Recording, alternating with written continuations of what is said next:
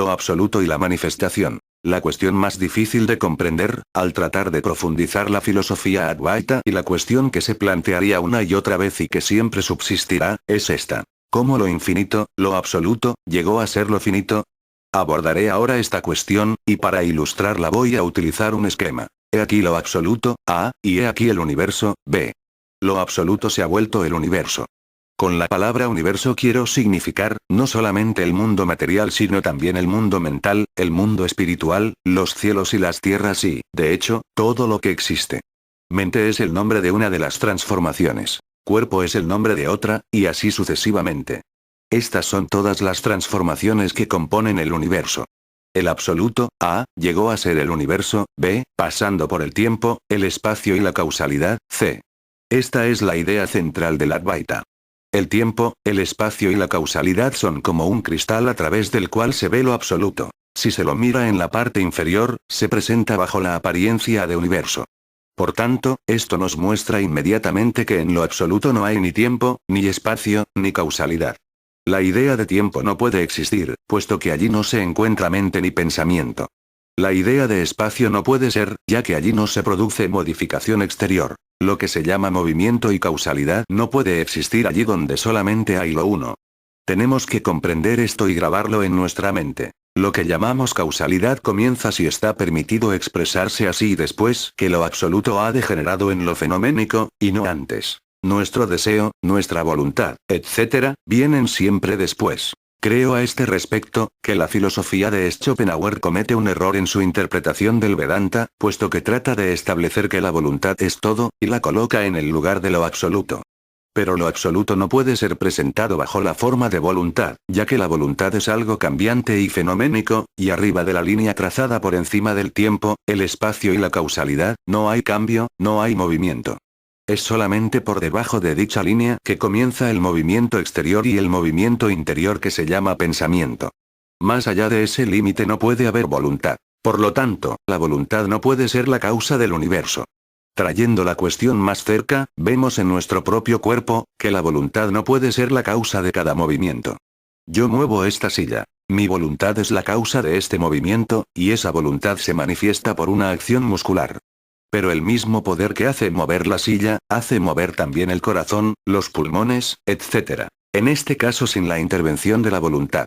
Admitiendo que sea el mismo poder, no llega a ser voluntad hasta que se eleva al plano consciente. Llamarlo voluntad antes de que sea alcanzado ese plano, es una designación incorrecta. Esto provoca cierta confusión en la filosofía de Schopenhauer. Una piedra cae y preguntamos, ¿por qué? La pregunta es solo posible si suponemos que nada sucede sin una causa. Les pido que graben esto en sus mentes, pues todas las veces que nos preguntamos por qué se ha sucedido una cosa, admitimos que todo lo que sucede tiene un porqué, es decir, debe haber sido precedido por algo que ha actuado como causa. Este precedente y esta sucesión, forman lo que llamamos la ley de causalidad, según la cual, cada cosa en el universo es, sucesivamente, causa y efecto. Cada cosa es causa de otras que la siguen, y a su vez es el efecto de alguna otra que la ha precedido. Esto es lo que se llama ley de causalidad, que es un postulado necesario a todo nuestro pensamiento. Creemos que cualquier partícula del universo está en relación con cada una de las otras. Se ha discutido mucho sobre la forma en que apareció esta idea. En Europa han habido algunos filósofos intuitivos que creían que ella era inherente a la humanidad. Otros creían que venía de la experiencia, pero la cuestión jamás ha sido resuelta.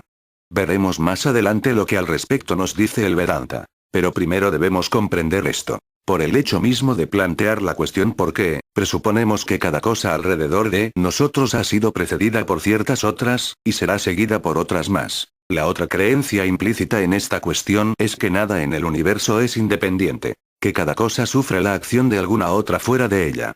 La interdependencia es la ley de todo el universo. Pero cuando preguntamos qué es lo que ha causado lo absoluto, ¿qué error cometemos? Para formular esta pregunta debemos suponer que también lo absoluto depende de alguna cosa, que está limitado por algo, y al hacer esta suposición, bajamos lo absoluto al nivel del universo. En lo absoluto no hay tiempo, ni espacio, ni causalidad. Es todo uno. Lo que existe por sí solo no puede tener causa. Lo que es libre no puede tener causa. De otro modo, no sería libre sino limitado. Aquello en lo cual hay relatividad no puede ser libre. Así es como vemos que la pregunta que se hace de por qué lo infinito ha llegado a ser finito, es una pregunta imposible porque se contradice a sí misma. Si pasamos ahora de estas sutilezas a la lógica de nuestro plano común, al sentido común, podemos ver esto desde otro punto de vista, al buscar por qué lo absoluto ha llegado a ser lo relativo. Suponiendo que conociéramos la respuesta, ¿lo absoluto continuaría siendo lo absoluto? Se habría vuelto lo relativo. En nuestra idea del sentido común, ¿qué se entiende por conocimiento? Solo es algo que ha sido limitado por nuestra mente, que conocemos, y cuando está más allá de nuestra mente, ya no es conocimiento. Por lo tanto, si lo absoluto queda limitado por la mente, no es más lo absoluto, se ha vuelto finito. Todo lo que está limitado por la mente se vuelve finito. En consecuencia, la expresión conocer lo absoluto encierra también una contradicción. He aquí por qué la pregunta no ha recibido nunca respuesta. Si hubiera recibido alguna, no habría ya un absoluto. Un Dios que se conoce ya no es Dios. Se ha vuelto finito como uno de nosotros. Dios no puede ser conocido. Él es siempre lo incognoscible. Pero lo que nos dice el Advaita es que Dios es más que cognoscible. Esta es una gran realidad que debemos aprender. No se vayan a casa con la idea de que Dios es incognoscible en el sentido que le dan los agnósticos. He aquí, por ejemplo, una silla, es conocida para nosotros. Pero lo que está más allá del éter, o si allí existe o no gente, es, tal vez, incognoscible. Pero Dios no es ni conocido ni incognoscible en este sentido. Es algo más elevado que lo conocido. Esto es lo que se entiende cuando se dice que Dios es desconocido e incognoscible. La expresión no es empleada en el sentido por el cual se puede decir que ciertas cuestiones son desconocidas e incognoscibles. Dios es más que conocido.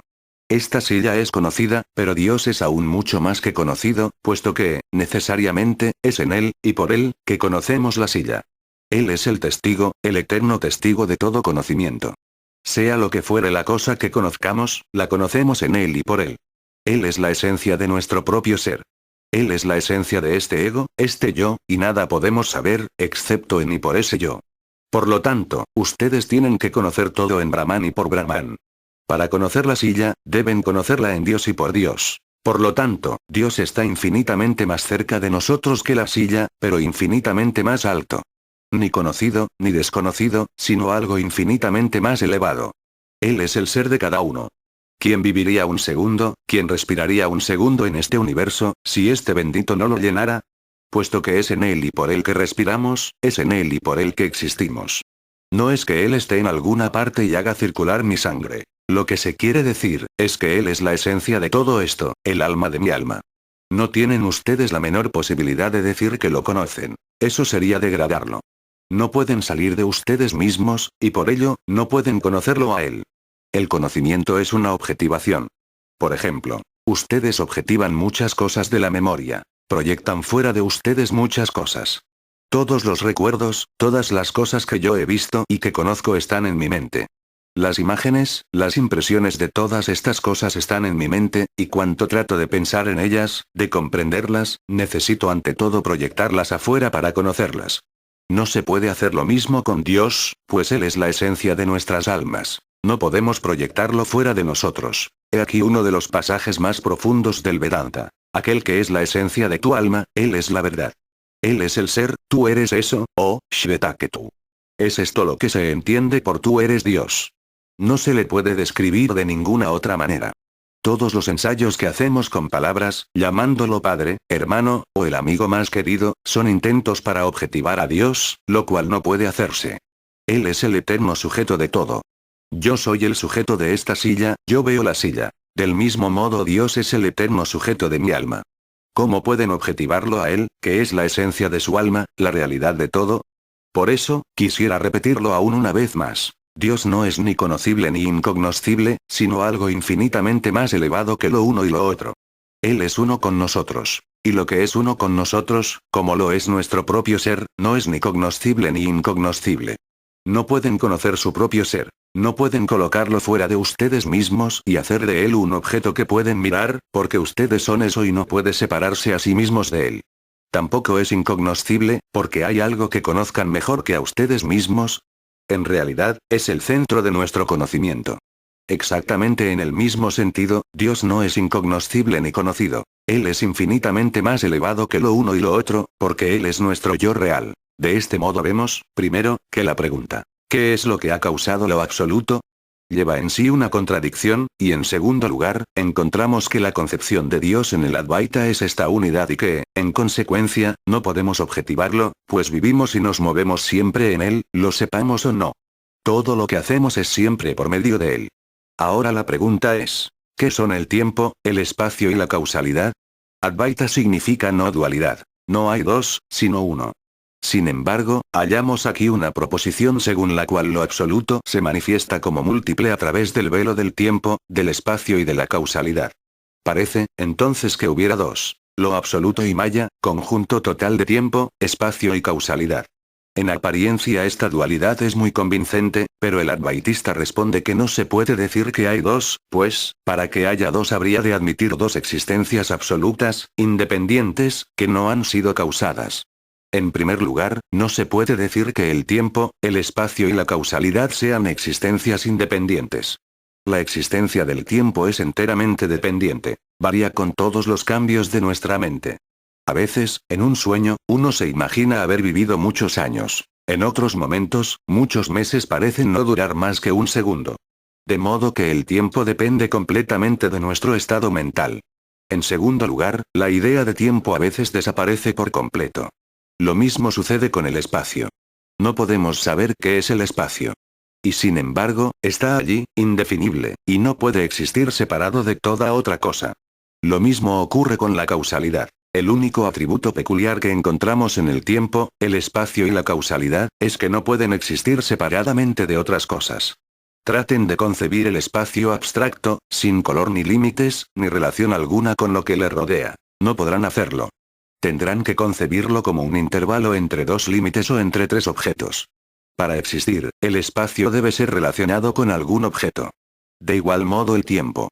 No pueden tener una concepción del tiempo abstracto. Es necesario que tomen dos acontecimientos, uno que precede y otro que sigue, y los liguen por la noción de sucesión.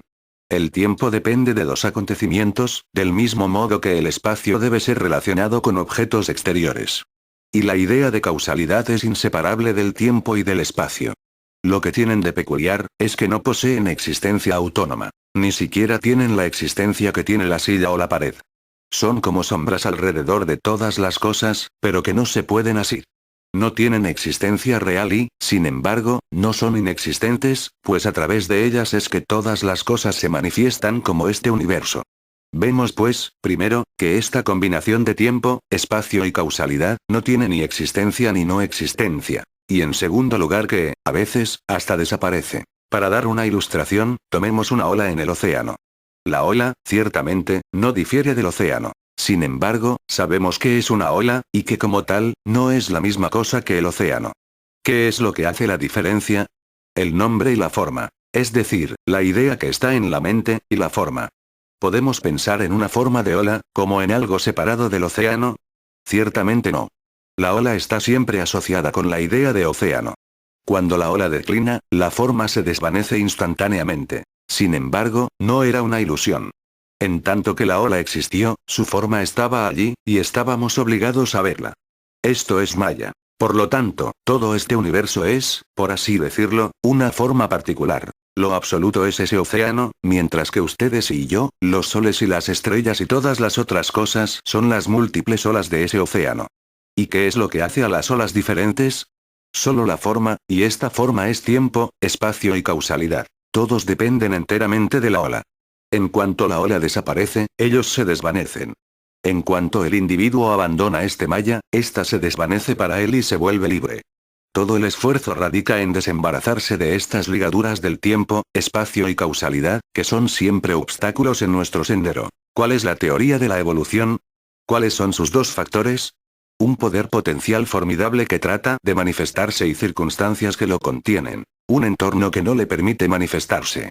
Es con el fin de luchar contra ese entorno, que el poder toma nuevos cuerpos una y otra vez. Una ameba, en la lucha, obtiene un nuevo cuerpo. Salva algunos obstáculos, luego obtiene otro cuerpo, y así sigue hasta que llega a ser un hombre.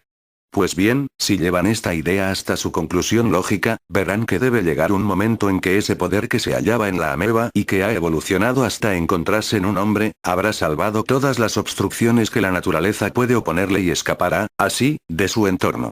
Esta idea expresada en metafísica tomará la siguiente forma. En toda acción hay dos elementos, uno de los cuales es sujeto y otro es objeto, y la única finalidad de la vida es que el sujeto se haga dueño del objeto.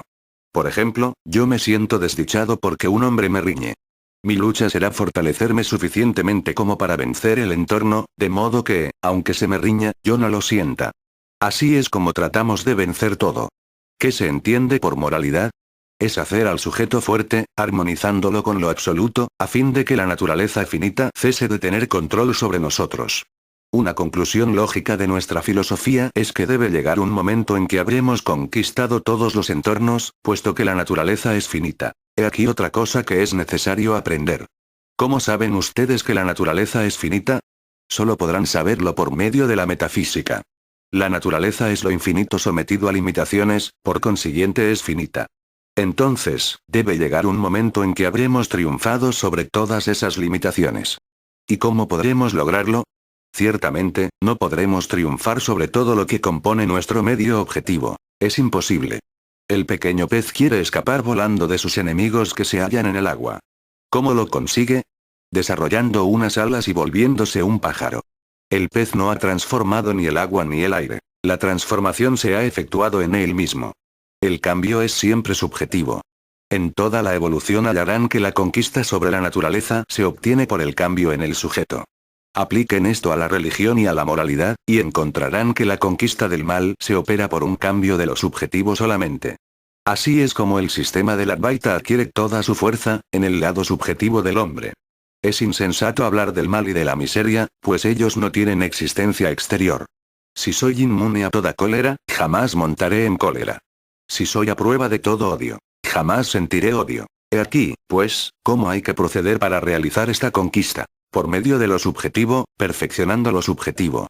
Puedo animarme a decir que la única religión que concuerda y aún iría un poco más allá de las investigaciones modernas, tanto en el campo físico como en el moral, es el Advaita. Por eso tiene tanto atractivo para los científicos modernos. Ellos encuentran que las viejas teorías dualistas no son suficientes, no satisfacen sus exigencias.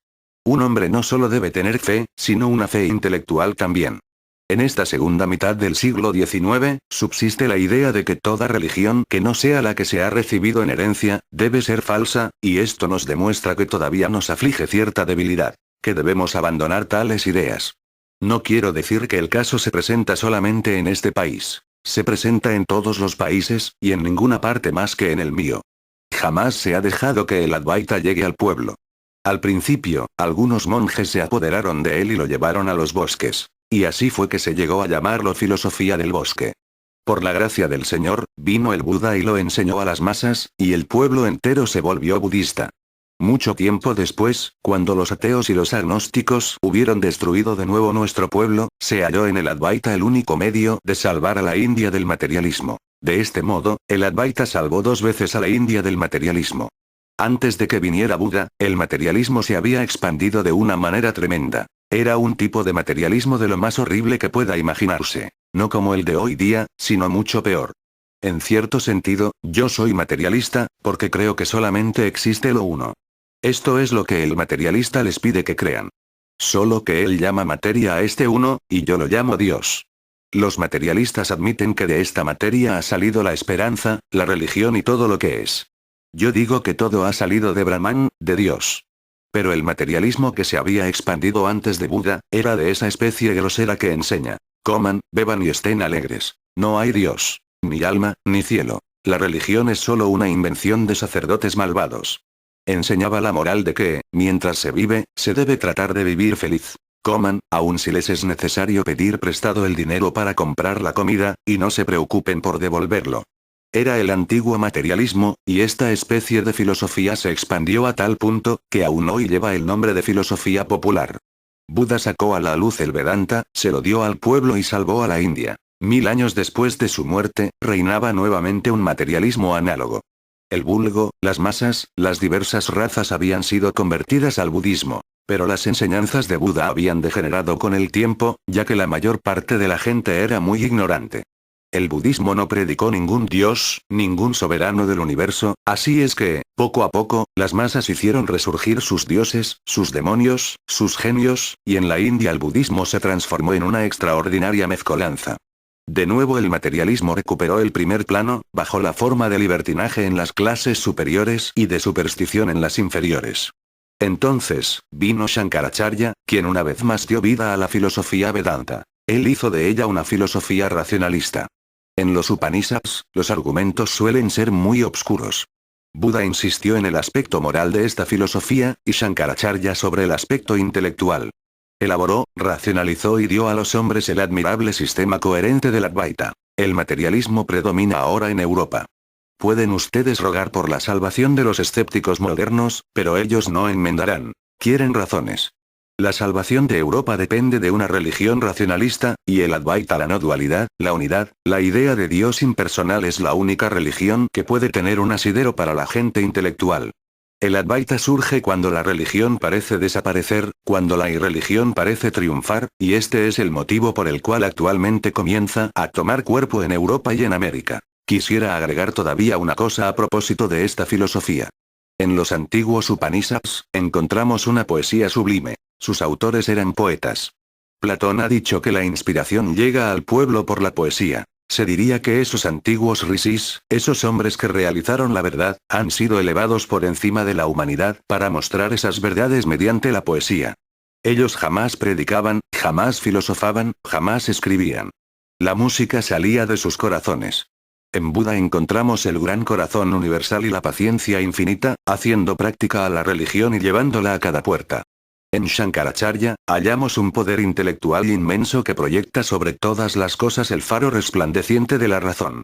Necesitamos, hoy, ese brillante sol de la inteligencia junto al corazón de Buda, a ese corazón maravilloso, de amor y de compasión infinitos. Esta unión nos dará la filosofía más elevada. La ciencia y la religión volverán a encontrarse y se tenderán la mano. La poesía y la filosofía serán amigas. Esa será la religión del porvenir. Si podemos construirla, podremos estar seguros de que será para todos los tiempos y para todos los pueblos. Esa es la única forma en que será aceptable para la ciencia moderna, ya que ésta casi ha llegado a ella. Cuando el sabio científico enseña que todas las cosas son manifestaciones de una sola fuerza, ¿no les recuerda eso a Dios, del cual les hablan los Upanishads? Del mismo modo que el fuego, que es uno, se manifiesta bajo diversas formas cuando penetra en el universo, así esa alma, que es una, se manifiesta en todas las almas y, sin embargo, es aún infinitamente más. ¿No ven qué orientación toma la ciencia? El pueblo hindú comenzó por medio del estudio de la mente, por la metafísica y la lógica. Los pueblos europeos han partido de la naturaleza exterior, y ahora, ellos también llegan a los mismos resultados. Prosiguiendo nuestra búsqueda por la mente, llegamos al final a esta unidad, a este uno universal, alma interior de todas las cosas, esencia y realidad de todas las cosas. Al siempre libre, al siempre bienaventurado, al siempre existente. Por la ciencia material llegamos a la misma unidad. Hoy la ciencia nos dice: todas las cosas son manifestaciones de una energía que no es más que la suma total de todo lo que existe. Y la humanidad tiende hacia la libertad, no hacia la esclavitud. ¿Por qué los hombres tienen que ser morales? Porque la moralidad es la senda que conduce a la libertad, y la inmoralidad a la esclavitud. Otra particularidad del sistema Advaita es que desde su comienzo es no destructivo. Tiene su otra gloria en la audacia de predicar. No perturben la fe de nadie, ni la de aquellos que por ignorancia se han aferrado a formas inferiores de culto. Es el Advaita el que nos enseña: no provoquen trastornos. Ayuden a cada uno a subir cada vez más alto. Incluyan a toda la humanidad. Esta filosofía predica un Dios que es la suma total. Si buscan una religión universal que pueda aplicarse a todos, esa religión no deberá ser compuesta solo de partes, sino que deberá ser siempre la suma total y deberá incluir todos los grados de desarrollo religioso. Esta idea no se encuentra claramente expuesta en ningún otro sistema religioso. Todos ellos son partes que luchan por igual tratando de volverse el todo. La existencia de la parte no tiene otro objeto. Desde un principio, el Advaita no demostró ninguna hostilidad hacia las diversas sectas que existían en la India. Hoy en día hay dualistas. Son la enorme mayoría de los hindúes, pues el dualismo ejerce natural atracción sobre las mentes menos educadas. Es una explicación del universo muy cómoda, natural y de sentido común. Pero el Advaita no busca querella con esos dualistas. Los dualistas piensan que Dios está fuera del universo, en alguna parte del cielo, y los advaitistas piensan que Él es su propia alma y que sería blasfemar verle como una cosa más distante. Toda idea de separación les sería terrible. Para ellos, Él es lo más íntimo. No hay palabra en ninguna lengua para expresar esta proximidad, salvo la palabra unidad. Ninguna otra idea satisface al advaitista al igual que el dualista está horrorizado con el concepto del Advaita, y piensa que es blasfemo. Al mismo tiempo el advaitista sabe que esas otras ideas deben existir, y por eso no se querella con el dualista que está en el buen camino. Según él, el dualista deberá ver la multiplicidad. Es una necesidad inherente a su posición. Dejémosle que así sea. El advaitista sabe que el dualista, cualesquiera que puedan ser sus teorías, va hacia la misma meta que él. En esto difiere completamente del dualista, que está obligado, por su concepción, a pensar que todas las otras opiniones son falsas.